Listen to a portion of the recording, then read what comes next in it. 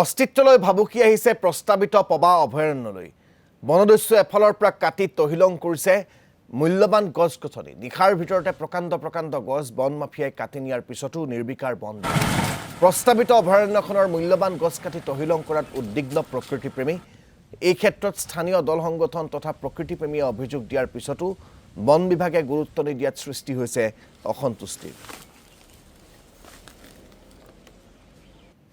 পবা সংৰক্ষিত বনাঞ্চল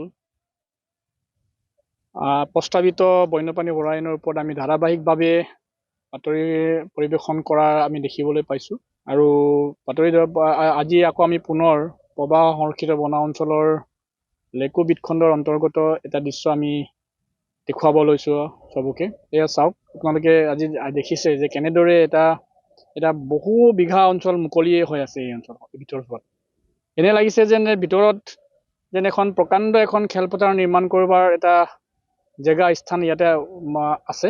ইয়াত যদি আমি চাওঁ তেতিয়াহ'লেতো ইয়াতো কেইবাশ বিঘা মাটি মুকলিভাৱে পৰি আছে, কোনো ধৰণৰ গছ গছনি নাই, চৰণীয়া পথাৰলৈ পৰিণত হৈছে এই গোটেই অঞ্চলটো। আৰু ইয়াৰ বাবে মূল দায়ী হৈছে বন বিভাগ। আমি আৰু কিমান বন বিভাগৰ ওপৰত কম আৰু ইমান বাৰে বন বিভাগক জনাই বনাঞ্চলিক বিষয়াক